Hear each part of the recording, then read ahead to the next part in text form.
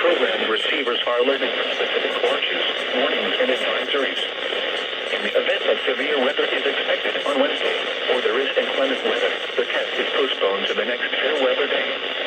This concludes this test of the NOAA radio and same alert systems. Category 4 storm just off the southwest coast of Florida. Forecasters say one grave danger. I have so many things talking at me at once. It's really lots of fun. But as you can see, we're watching the incoming of Hurricane Ian.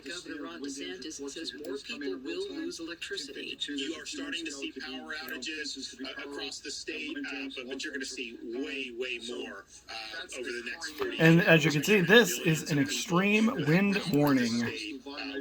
Fun, huh? 48 hours, no question. President Biden says he spoke yesterday at length with Governor DeSantis and several other An Florida ew. officials.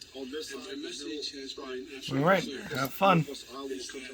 I'll be back with more.